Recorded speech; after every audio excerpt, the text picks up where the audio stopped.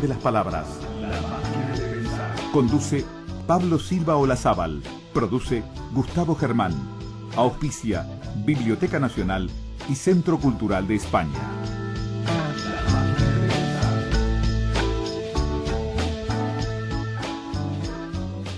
En las tinieblas, lo que ronda mis ojos es su sonrisa. Isa, kagero ya, meni tsukimata, warai gao. Isa. Amigos, ¿cómo están? Bienvenidos a Radio Uruguay, bienvenidos a La Máquina de Pensar. ¿Cómo están? ¿Cómo lo están pasando? Estamos escuchando ahora un haiku, no del hombre que estábamos hablando esta semana, que se llamaba Matsuo Basho, maestro del haiku, sino de otro de los grandes maestros del haiku. Ando volando con esto, en realidad. Me enteré que había 4 grandes maestros de haiku. Uno se llama Basho, que es el número 1. Isa es el otro, el que estábamos escuchando, el haiku el que estábamos escuchando.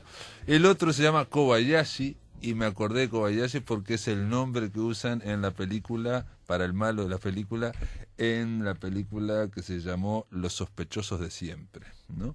Y un cuarto se los debo, lo tendría que estar leyendo, pero no me acuerdo del cuarto. Pero bueno, esta semana dedicada al haiku, hoy vamos a tener un invitado especial. Vamos a hablar con el consejero de la Embajada de Japón, un escritor, un hombre dedicado a la cultura, obviamente japonesa, y alguien que sabe de haiku, y entre otras cosas integra un club de haikus. Me enteré, entre otras cosas, que en Japón hay 1 millón aproximadamente de personas que hacen haiku sistemáticamente y unos 3 millones que andan ahí para hacer haikus. Ellos hacen clubes de haikus donde tienen un maestro. Pero eso lo veremos en el segundo y tercer bloque en La Máquina de Pensar del día de hoy. Ahora le damos la bienvenida a Nicolás Peruso. ¿Cómo le va, Nicolás? ¿Qué tal? Buenas noches. Nicolás Peruso es guionista, es dibujante y es editor del sello Ninfa Comics. Estudió en muchos lados, y este hombre... ¿Sos animador de 3D? ¿Carrera de animador 3D también? Bueno, estudié la carrera, pero deserté porque el 3D me venció. ¿Ah, sí? Sí, me temo que sí. ¿Te gusta más el 2D? Sí, efectivamente. Escribió y dibujó la novela gráfica Ranitas, una novela donde yo leí, que salió en Beleverofonte, no la leí toda, pero llegué a leer algunas historias, algunas aparte salían en un blog también. Algunas se publicaron en un blog. Y después hubo otras que me acuerdo que donde protestabas por los fondos concursables, que esa fue muy famosa. Sí, contra un concurso de Montevideo Comics, que de hecho fue premiada en Montevideo Comics con el primer premio, donde yo me quejaba en contra del jurado de su pésimo gusto. Ajá. Y ellos me dieron la razón porque me premiaron a mí. Perfectamente, las Ranitas. Y ahora editás y saliste y lo presentaste en Montevideo Comics. Creo que lo presentaste o todavía no se presentó oficialmente. Sí, fue presentado en Montevideo Comics. La mudanza es una historia sobre seguir siguiendo, de Nicolás Peruso, dibujada y guionada por Nicolás Peruso. Antes de hablar de La mudanza, Nico, una cosa importante, porque tenemos que acordar. Mañana ustedes presentan, el sello tuyo, Ninfa Comics, presenta Las andanzas de Vlad Tepes, ahí con Silvio Galizzi, con Matías Vergara y con Nacho Alcuri. Lo presentan en Fundación Unión. ¿A qué hora? A las 19 horas en Fundación Unión, es Plaza Independencia, al lado de Jetmar. Bueno, está hecha la presentación, es la presentación porque tuvieron una, digamos, en Montevideo Comics, o se habló de algo, y ahora mañana, si quieren y pueden comprar más barato, obviamente, a precio de presentación, y van a ver ahí a Vlad Tepes, al verdadero Vlad Tepes. Es un hombre, es el autor, es el guionista y es el protagonista, ¿no?, de las aventuras de ese vampiro detective en Montevideo, dibujado por Matías Vergara. Ya pasaron por aquí, pero les quería decir que vale la pena ir. Mañana 19 horas, ahí en Fundación Unión, vale la pena ir ahí. Pero bueno, vamos a hablar de La mudanza. La mudanza, Nicolás Peruso, aquí es como que cambiaste. Es un estilo radicalmente distinto, tanto en el guión como en el dibujo. En el dibujo es un dibujo bastante más trabajado, con una paleta de colores naranjas. Yo la otra vez contaba que es complicado, porque es un libro que tiene un tono melancólico, y estoy usando tonos que son cálidos. Es decir, los tonos cálidos son los rojos, los amarillos, y en cambio los tonos fríos son los azules, los celestes, que habitualmente en gráfica se suelen usar para dar tonos melancólicos, los fríos, no los colores cálidos. Yo me la jugué a hacer una historia en tono melancólico con una especie de atardecer permanente de tonos naranjas. Es decir, el libro es a todo color, pero predominan los colores del atardecer. Una pregunta, reitero, ranitas vi algunas. ¿Es posible que quisiste ser más realista en este dibujo? Bueno, sí, Ranitas es un libro que salió de una forma muy visceral, como te contaba. O sea, yo me enojé mucho porque no me habían dado un premio, que no me merecía, pero igual me enojé. Y dibujé unas 8 o 9 páginas en un fin de semana. Entonces era un estilo muy lineal, más muy estilizado, más esquemático. Digamos. Claro, sí, era una especie más tirando al humor gráfico que a la historieta europea. Tipo tira cómica. Exacto, sí, es una tira cómica con formato de historieta larga, pero sí, no deja de ser una tira. En cambio en esto no, ya tiene unos fondos más trabajados, tiene fondos que sí, tienden a ser realistas. Los personajes son un poco más realistas que lo que yo había dibujado ahora, sobre todo porque intenté cuidar un poco más la anatomía, que yo no soy un gran virtuoso en la materia.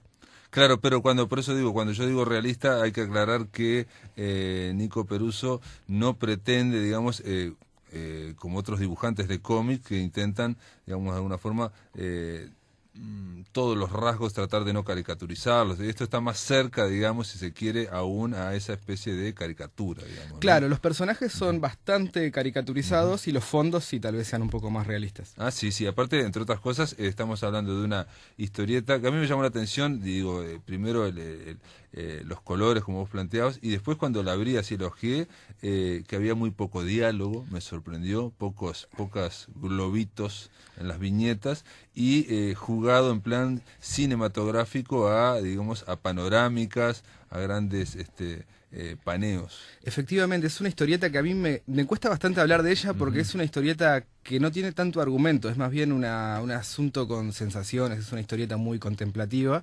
y bueno, eso, el argumento es una cosa como muy metafórica, es una historieta que no tiene un principio, desarrollo y final lineal, sino que es bastante abierta, con lo cual bueno, yo he venido acá varias veces a presentar historietas mías que eran en plan paródico y era muy sencillo contar los argumentos. En este caso se me complica un poco más, o sea, podría darte paneos generales de qué es lo que me motivó a escribirla, pero... Bueno, vos escribís al final un texto, al final, donde planteás cómo fue que se te ocurrió, digamos, una historia que en principio, por un lado, aparentemente, y digo por lo que estoy diciendo, es bastante minimalista en el sentido, aquí no hay grandes acciones, aquí no hay nadie salta de un auto, ni salta de un helicóptero, aquí se ve mucho Montevideo, pero Montevideo del atardecer y vacío, casi siempre vacío. Nunca hay personas, solamente los dos protagonistas y alguna persona que eventualmente interactúa con ellos.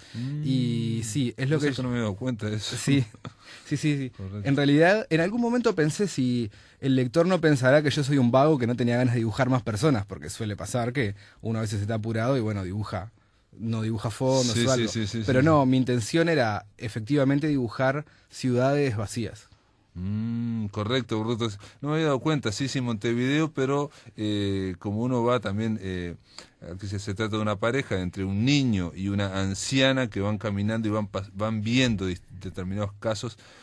Mirá que la asociación que hago, como en las películas a veces de los japoneses cuando ocurren, aparece un ánima, una aparición y entonces van viendo casos y a través en este caso de una ciudad, pero esta ciudad es Montevideo y no se me había ocurrido que claro, está vacía, Montevideo está vacía y está bueno que no me hubiera dado cuenta, ¿no? O sea, porque habla de una cuestión bastante sutil también, ¿no? Sí, se supone que es una historieta que tiene como más de una lectura y probablemente la gente pueda llegar a encontrar detalles en nuevas relecturas.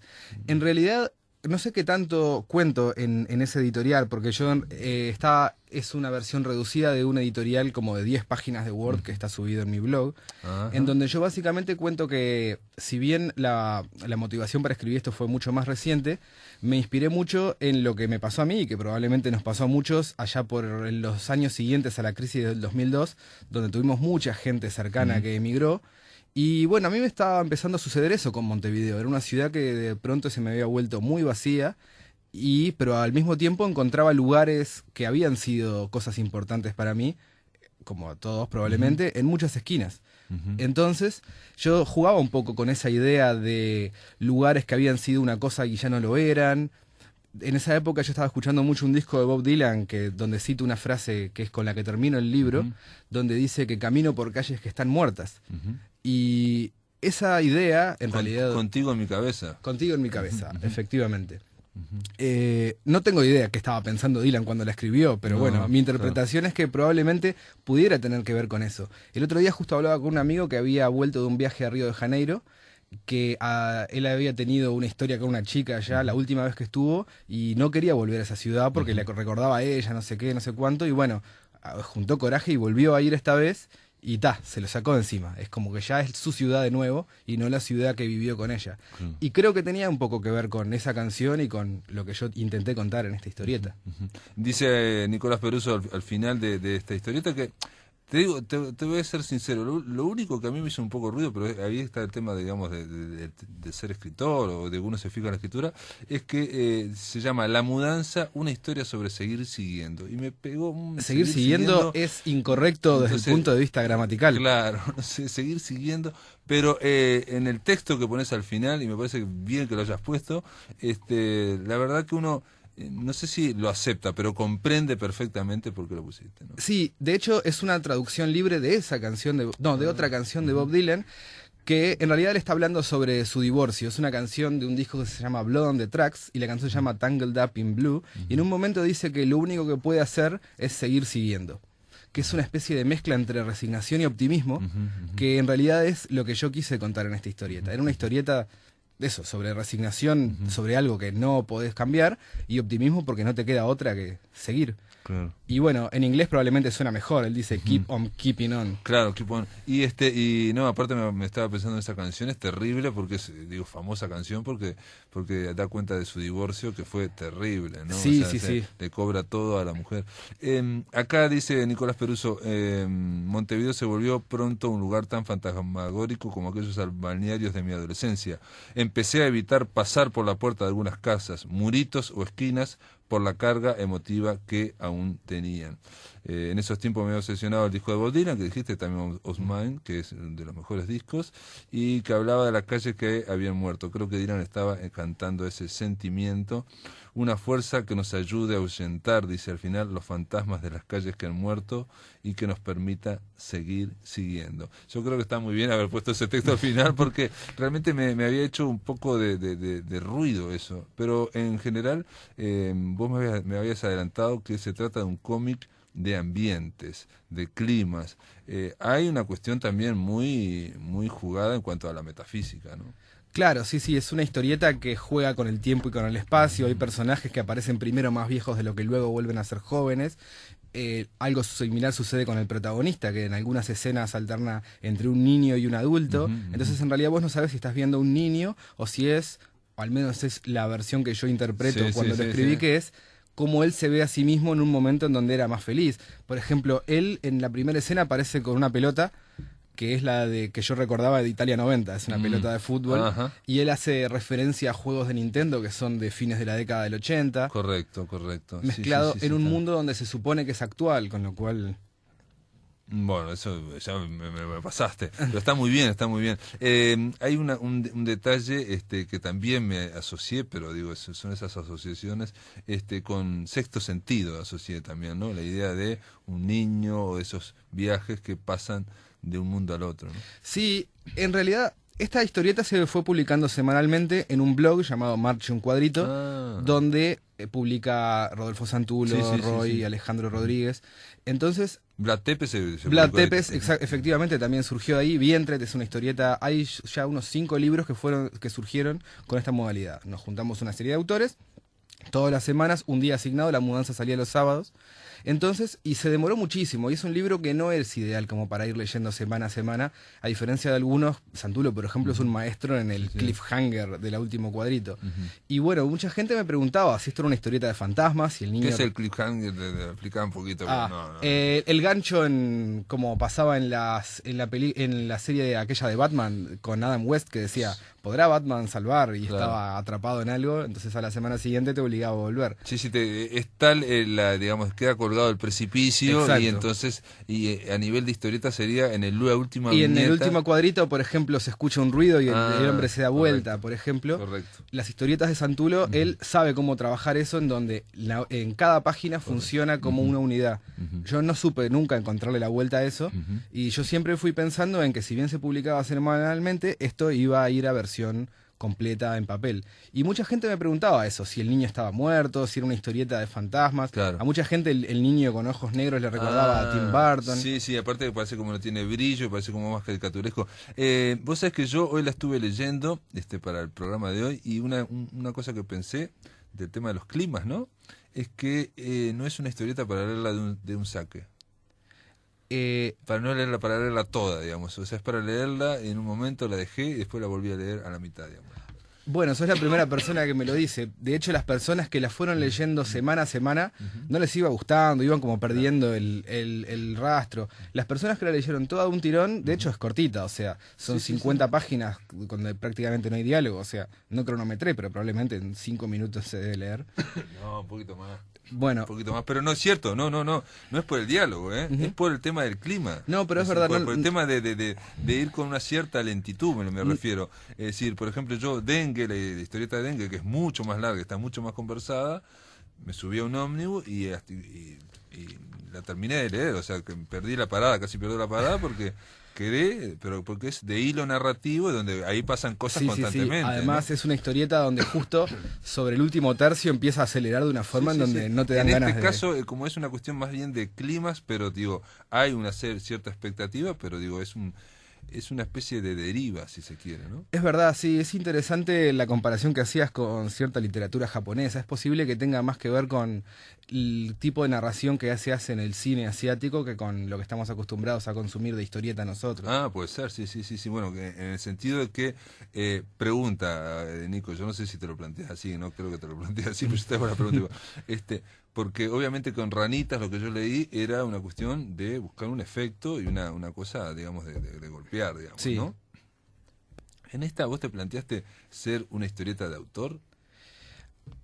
La verdad es que no lo planteé, pero mientras más la dibujaba, más me daba cuenta que era una historieta en donde estaba contando cosas demasiado personales como para que nadie más podría llegar a hacerla. Ranitas está más metida dentro de lo que podría ser la onda de historieta autobiográfica que se dio en el Río de la Plata, pero sí, era una cosa mucho más genérica. De hecho, Ranitas fue una historieta que la traduje al inglés y la leyó gente en Estados Unidos que le gustó.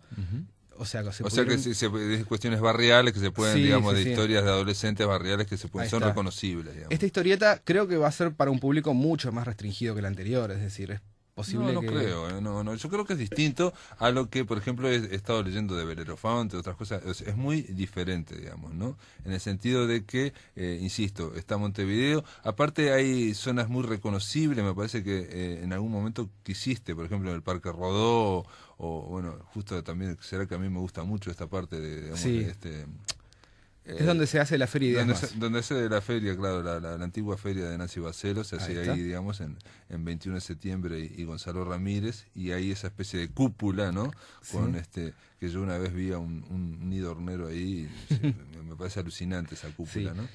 Pero sin embargo, es una Montevideo relativamente cambiada. Por ejemplo, el edificio de la tapa es un edificio de Madrid, es Casa Gallardo, que es una especie de palacio salvo madrileño, Ah, mirá, ¿no? que es como una especie de leitmotiv, que en la penúltima página Sí. se entiende de que es el edificio que el personaje siempre miraba desde el edificio al que siempre termina recurriendo.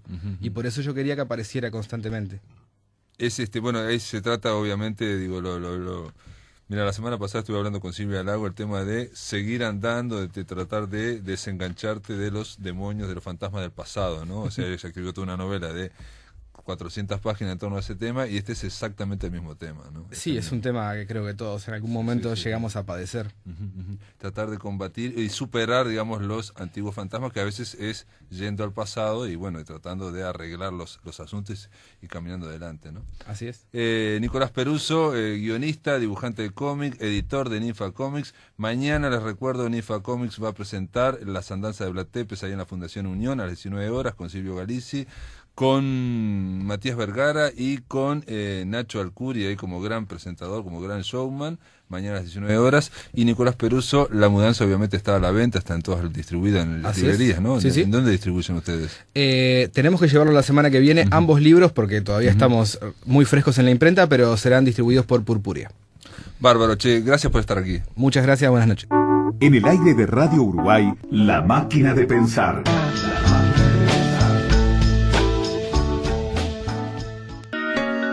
Para hablar, digamos, de lo que es el haiku, digamos, por arriba, pero bueno, acercándonos a este universo que es la literatura japonesa, le vamos a dar la bienvenida a el señor Naohito Watanabe. Buenos días, mucho gusto. Buenos días. Watanabe, él es consejero de la Embajada de Japón, es alguien licenciado en literatura, estudió en la UNAM, en México, estudió también en la Escuela Diplomática de Madrid. Bueno, es consejero de la Embajada de Japón, aquí en el Uruguay, y entre otros ha obtenido premios, la Orden de Rubén Darío, grado oficial, por el gobierno de Nicaragua, y también es miembro correspondiente de la Academia Nicaragüense de Lengua. Pero aparte de ser un experto en cultura, Watanabe, usted es escritor. Sí, me gusta mucho escribir, pero soy funcionario público, diplomático. Ajá. Y aparte es traductor, porque veo que la última novela, 2011, se llama La foto argentina de mi abuelita. Esa es mi obra literaria. Pero de libro de traducción sí, traduje la obra de Oppenheimer, columnista Miami Herald, ¿no? De Saving the America, el idioma japonés suiza. Esa fue como traducción. Una traducción, pero aparte de la traducción hago las obras literarias, ya que como funcionario de más de 20 años estoy trabajando, entonces tengo que escribir la cosa verdadera. Informes exactos y sin mentir, ¿no? Pero escribiendo tanto tiempo esas cosas, entonces esa palabra ya está se va teniendo las alas, y ya dentro de mí surge el ímpetu de escribir libremente, esa libertad de expresión. Entonces ya no podía aguantar, ¿no? Escribiendo solamente, entonces empecé a escribir así las obras. Novelas, en este caso es en el 2011 una novela de La foto argentina de mi abuelita, y lo comento simplemente porque usted es entonces narrador, y la novela Paseo del Cocodrilo. Además es alguien que le ha interesado, bueno, ha tenido otras novelas, Te amo a pesar de la muerte y Sombra de Cronos, novelas. También le es alguien que le ha interesado, y digo, antes de hablar de Bayó y hablar de la literatura japonesa, es alguien que le ha interesado Rubén Darío. Rubén Darío, sí. Yo estuve trabajando en Nicaragua 2 veces, casi una década, en la época de presidenta doña Violeta y la época de Bolaños, ¿no? Y es una experiencia muy única y muy interesante. Y allá conocí la joya literaria de Rubén Darío. Escribiendo, y es que encuentro con su obra es muy impresionante, que cuando visité ese lago de hay un lago muy grande allá en Nicaragua, y yo quería visitar ese lago, ¿no? Hay una excursión de barcos, entonces en el barquero había una niña pequeña, pero con harapo, ¿no? Y con la tez morena y descalza. Entonces yo pensaba que iba a pedirle dinero, ¿no? Pero no, resulta que ella empezó a reclamar poema, algo rítmico, ¿no? Que Margarita está linda, la mal, el viento, eso.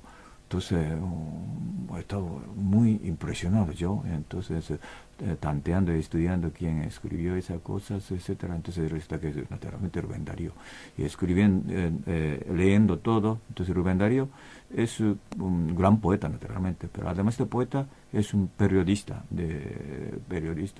columnista de La Nación, ¿no? Enviado especial en Nación de Argentina, y también diplomático. Al final él era cónsul de Nicaragua en París, y también ministro en la legación de Nicaragua en Madrid, de España. Y en la época año 1900, cuando se celebró la Exposición Mundial de París, Japón también participó, recién abierto para el mundo, ¿no? Estaba encerrado herméticamente con el dominio de samuráis, pero ya participó y etcétera. Entonces, como periodista, Rubén Darío escribió mucho sobre Japón, y también con su visión muy penetrante advertía que el Japón, que tiene Biombo, Geisha, Monte Fuji y muchas cosas muy bonitas de tradición, pero dejando esas cosas bonitas ya está entrando en el camino de armamentista, imperialista, entonces queja. Pero realmente lo que ocurrió a Japón es lo que adivinó, también advirtió Rubén Darío, que se ha entrado en la carrera armamentista, descendiendo de la buena cultura, etcétera, ¿no? Entonces yo sentía la obligación de traducir la obra de Rubén Darío, ya que hay muchos artículos sobre Japón, ¿no? Y traduje la obra. Y entonces gracias a eso, el gobierno de Nicaragua me ha concedido orden de Rubén Darío, y como miembro correspondiente de la Academia Nicaragüense de la Lengua estoy trabajando en bien de la cultura dariana. No, y aparte uniendo la literatura y la cultura hispanoamericana, ¿no? Sí, latinoamericana, sí, con la de japonesa. Japonesa. ¿Le gustó o le impresionó de Rubén Darío, que era un poeta y era periodista? El periodista. Sí. Matsuo Basho, de alguna forma, era poeta, pero también era alguien que caminaba mucho. Caminaba, sí. Es, como diría, una parte turista, pero buen observador, ¿no? Tenía diarios de viajes. Diario de Senda de Oku. Senda de Oku. Entonces, en el siglo XVII, sí, como sabe, Basho es un gran maestro de haiku. Naturalmente existía haikus anteriormente, pero él ya dio un gran valor, ¿no? Literario, y modernizando el haiku, elevando el nivel artístico también. Entonces, gracias a Basho, haiku ya ha tenido su posición ya bastante sólida, ¿no? No sé, haiku ya sabe que usted compone seguramente. No, yo no compongo, no, pero hemos estado hablando del haiku. Tiene esas medidas del 5, 7, 5, fue introducido en América Latina a través de tablada. Dos preguntas. Una, ¿le gusta el haiku? Sí, me gusta.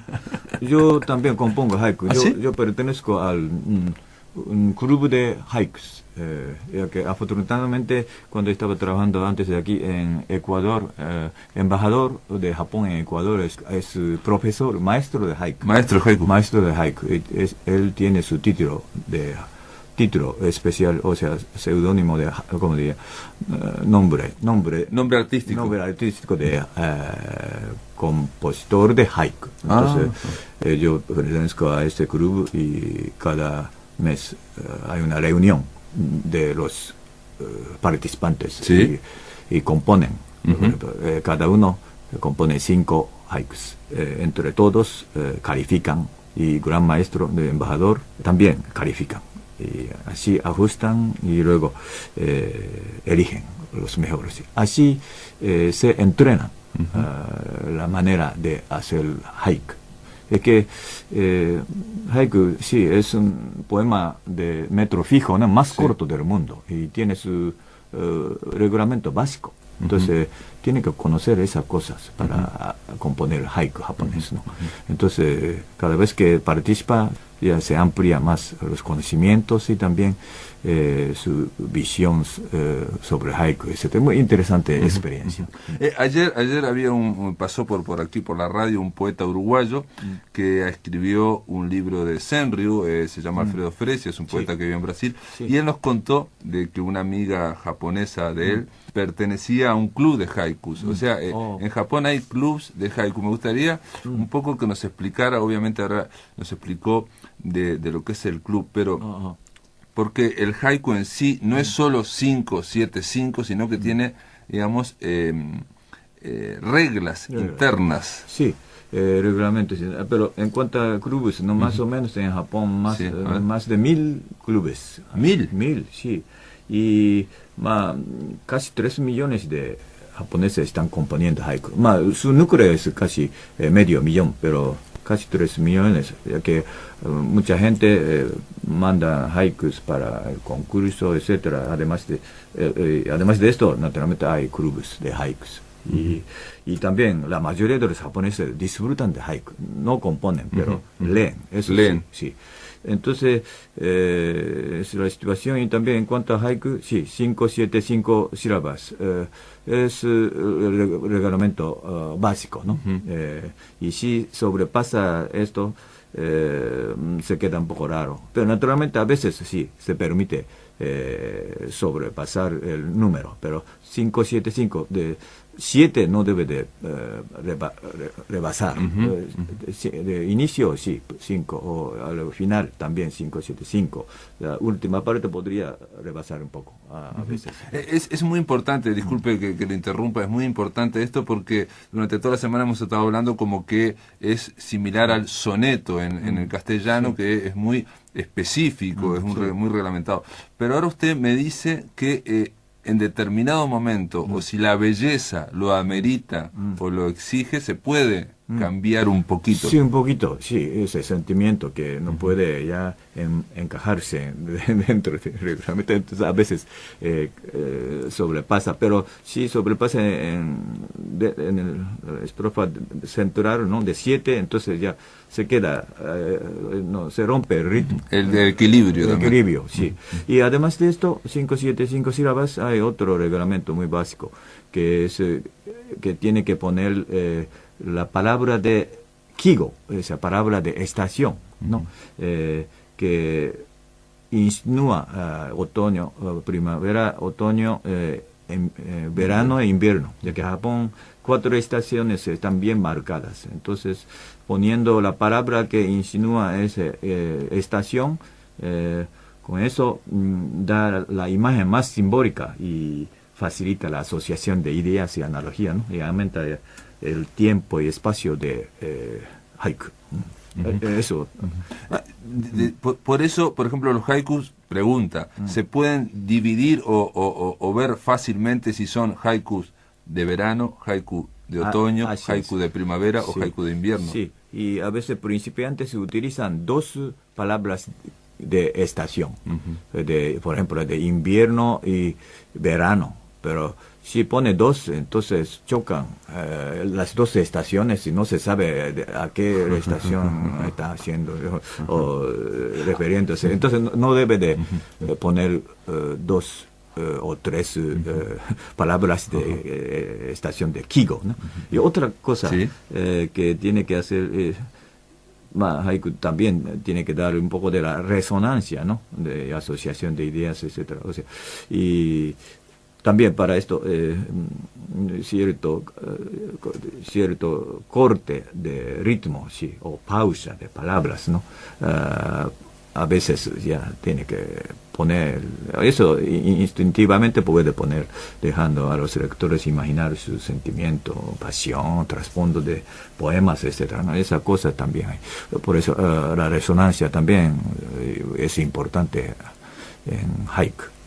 La resonancia se refiere al carácter de o al tema de imaginación. La imaginación. De imaginación, pero se siente la resonancia. Por ejemplo, seguramente sabe que Basho compone muchos haikus, pero lo más famoso es esa cosa, ¿no? Furuikeya kawazu tobikomu mizu no oto. Un viejo estanque, ¿no? Hay una rana y salta y luego se oye este sonido. Sobre este poema, Octavio Paz, pues, mexicano, escritor mexicano, tradujo ese haiku al idioma español con la colaboración del embajador Hayashia, quien era mi embajador en España, con él yo trabajaba también en la embajada de Japón en España, y es un gran maestro de literatura también, ¿no? Me ha enseñado muchas cosas. Entonces, Octavio Paz tradujo de esa manera, ¿no? Un viejo estanque, salta una rana, ¡zas! Chapaleteo. O sea, en un viejo estanque, una rana salta y hace el ruido de chap. Entonces, después de chapaleteo, los círculos concéntricos se producen y poco a poco se extienden esos círculos. Entonces, es una resonancia de la palabra y también de la imaginación. Así, de esa manera, tiene que tener ese tipo de sentimiento y eco de sentimiento y resonancia. Ese es buen haiku, ¿no? Una resonancia, una reverberación, un eco que queda en el lector. Ese haiku que usted estuvo leyendo, está, leído, por lo menos, que es uno de los más famosos de Balló, y el problema que tenemos aquí, yo lo comentaba el lunes, es que hay muchas traducciones de ese haiku. Yo he leído fácilmente 7 u 8 donde va cambiando. Sí, hay muchos. Que según sentimiento y más sentimiento individual de cada uno, ¿no? Varía naturalmente. Es una arte, entonces no hay traducción definitiva ni absoluta, siempre relativa. Yo tengo uno, por ejemplo, que dice así esta traducción: un viejo estanque, se zambulle una rana, ruido del agua. Zambullo, ruido, a veces un poco ruido de coche, etcétera, ¿no? No es tan bonito. No es tan bueno. Ruido no, sonido, son o algo así. Y hay otro poema que sabe, ¿no? Shizukasa ya iwa ni shimiru semi no koe. En el verano están cantando las cigarras, ¿no? Cigarras allá en el monte, y es tan ruidosa que hasta la roca tienen esos sones, voces de cigarra. Ese poema fue traducido por Octavio Paz de esa manera: tregua de vidrio, el son de la cigarra taladra rocas. Pero un poco... Él lo analiza, ese poema, yo lo estuve leyendo. Octavio Paz lo que dice es que en ese paisaje no hay soledad absoluta, y hay por eso una tregua de vidrio, y hay mucho calor. Y la cigarra, el sonido de la cigarra, parece que taladra la roca. Taladra, sí. Octavio Paz ha interpretado que esa voz de cigarra, ¿no? Que es invisible, que invisible penetra en el material, y esas cosas de comparación entre lo invisible y lo visible, ¿no? Ha hecho este tipo de traducción, así, de tregua de vidrio. Y el embajador Hayashian ya se ha opuesto un poco sobre esa traducción, ¿no? Que temía que a lo mejor se alejaría un poco del significado original, pero Octavio Paz insistió mucho, entonces al final ha puesto nota, ¿no? Sí, una notita para explicar. Claro, porque al poner tregua de vidrio es algo que parece muy hermético o poco accesible para los lectores. Y la idea del haiku no es ser hermético o no ser oscuro, sino tratar de comunicar. Comunicarse, sí. Es la manera de comunicación, ya que haiku también se utiliza para saludar. Por ejemplo, saludan en la ocasión, por ejemplo, de la boda, o sea, la ceremonia, ceremonia matrimonial, ¿no? Componiendo haiku para felicitar. También en la graduación del colegio, o también funeral, y también Año Nuevo, los maestros de haiku componen eso para felicitar, etcétera. Entonces se utiliza como saludos. Muy bien, señor Watanabe, le voy a pedir que espere un momento, vamos a la pausa y después seguimos aquí conversando en la máquina de pensar con el señor Naohito Watanabe, es consejero de la Embajada de Japón en Uruguay y un experto en haiku. En el aire de Radio Uruguay, La Máquina de Pensar.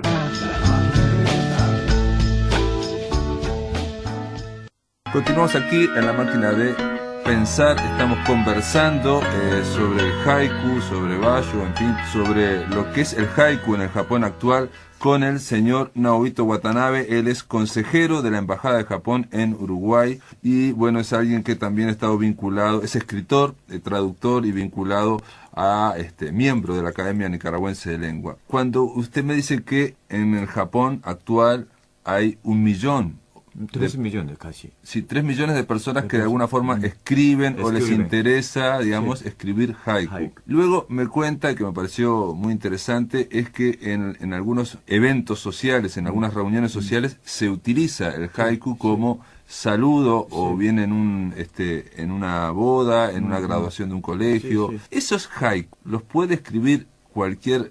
¿Se dicen haishin o haishin? No, en el papel. No, el autor de haiku, ¿cómo se dice? Haishin. Haishin, ajá. Haishin es el que escribe haiku. Escribe haiku. Sí. ¿Cualquiera puede ser un haishin o esos haiku solo es...? Los buenos haishines tienen que tener un poco de tiempo, ¿no? Que componiendo mucho y luego sus obras tienen que salir allá en los ojos del público. Por lo menos para esto necesita más, por ejemplo, poner allá en el periódico o editar los libros, tener un poco de como prestigio en los clubes, etcétera. Necesita un poco de carrera, parece, claro, en caso japonés, para ser maestro o de haijin profesional.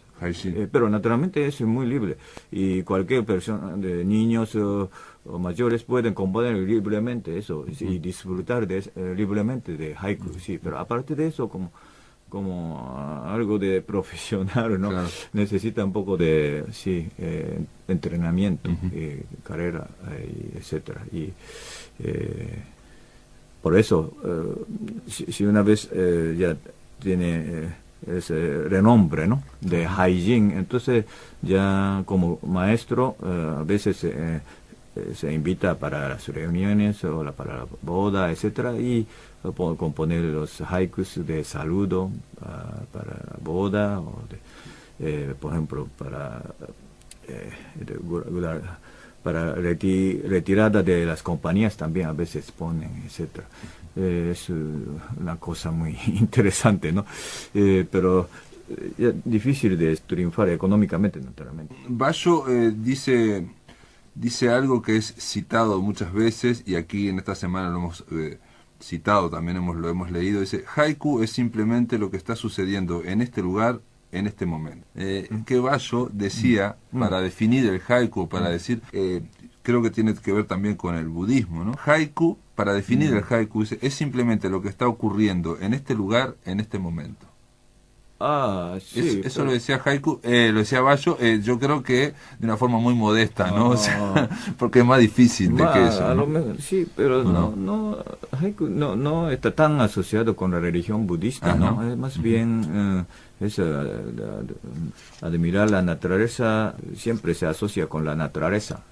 Entonces dentro de la naturaleza encuentra su forma real y a veces sentido real de la vida, esas cosas. Entonces naturalmente Basho tiene que observar, dice que tiene que observar el paisaje bien, ¿no? Y en el momento aparece, pero siempre allá en el momento de hoy, siempre detrás está el momento de antes, de pasado, ya está acumulado detrás de actual, ¿no? Lo actual y futuro delante, naturalmente, pero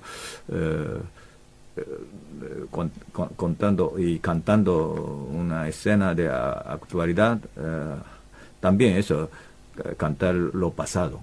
Entonces, con haiku se puede viajar por este pasado, por la presente y el futuro. Pero en haiku en Japón no es tan apreciado no poner el haiku tan fantástico, de fantasía, que se aleja tanto de la realidad. O sea, la idea es una, en el caso por lo menos lo que yo he leído de Bayo, la idea es como una impresión, la impresión sí. de las sensaciones que sí. puede ocurrir con el paisaje, con la naturaleza. Sí, naturaleza, sí. Y hay muchos estilos de haiku, naturalmente. Después de Basho ya Shiki, ¿no? Matsuoka ya ha aparecido y ya ha fomentado el movimiento literario, ¿no? Modernizando un poco el haiku y elevando su categoría. Y lo que él ha hecho es énfasis en la observación objetiva de la naturaleza.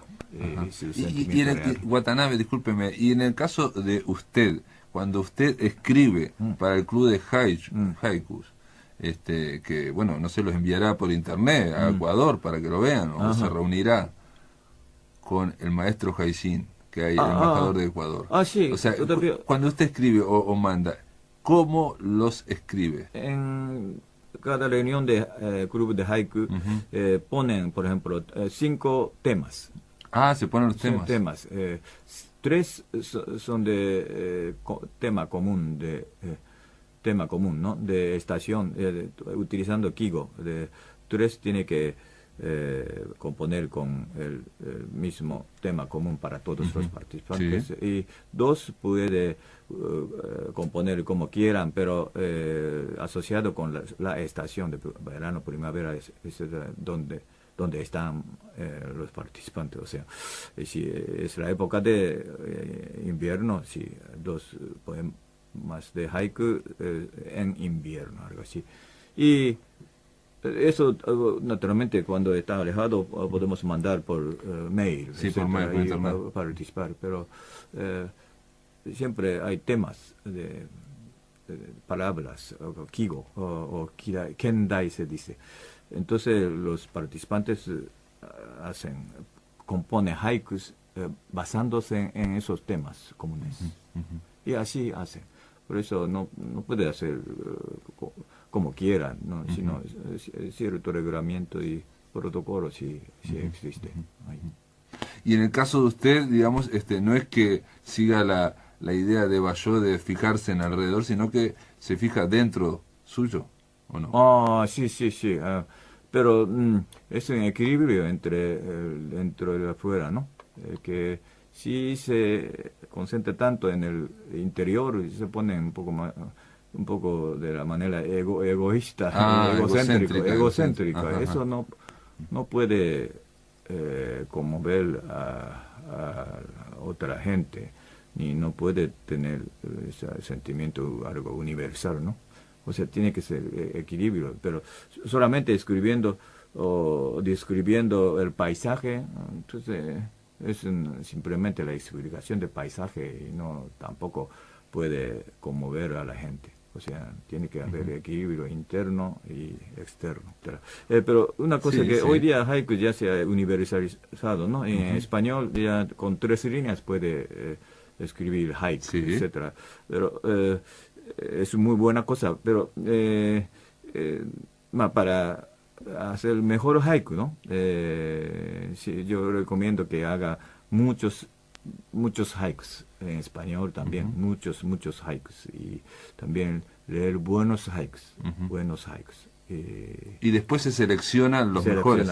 Selecciona los mejores. O sea, se hace mucha cantidad y después se busca la calidad. Así mejor.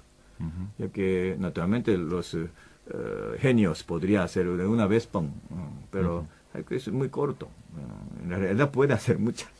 Sí, se puede hacer muchos. Sí, tiene imaginación en muchos, y entre todos los que han hecho podía escoger los mejores. Entonces así más fácil. Ayer también hablábamos con un escritor uruguayo que vive en San Pablo, Alfredo Fresia, y él decía que el haiku en América Latina se ha mestizado, es mestizo, ya no se no se mantiene con todas las reglamentos internos y externos, y él por eso había elegido incluso hacer Senryu, que era como más libre, ¿no? Senryu es más libre, no tiene esa palabra de estación, kigo, no necesita, ¿no? Ni el corte de la palabra, entonces más libre. Pero Senryu tiene un poco de como diría, de la crítica, ¿no? Sentido crítico. Ajá, satírico. Satírico sí. también, Sí. más bien. Satírico pone, pero el haiku no tiene esa cosa. Pero, ¿no? por ejemplo, él me decía que en el haiku, en lo posible, no había que poner verbos. Si se ponía un verbo. Y si había un verbo que fuera impersonal, que no estuviera la persona. Por ejemplo, yo tengo aquí uno que dice, el crisantemo blanco. El ojo no encuentra la menor impureza. Ojo no encuentra menor impureza. Y en el sentido de que sea impersonal. Y él me decía que en el Senryu no, y lo que se hizo en América Latina es que se ponen muchos verbos, se pone el verbo, aparece la persona del narrador, del poeta. ¿Me explico? Sí, creo que verbo sí podría funcionar, pero más bien de adjetivo, ¿no? Si pone adjetivo se ve como muy fácil. Una cosa bonita, entonces ponerla bonita. Claro. No, como diría, no tiene mucho sentido. No tiene mucho mérito. Sí, mérito. Verbo está bien, verbo y partícula o también nombres, ¿no? Verbo y sustantivo, nombres, está bien. Pero el adjetivo es muy hay que fácil. tener cuidado, sí. Adjetivo muy fácil. Hermosa, así, hermosa, pero por eso, entiende más o menos, Sí, que es muy fácil, digamos, es la salida más corta o más rápida, sí, ¿no? sí. Más rápida la del adjetivo.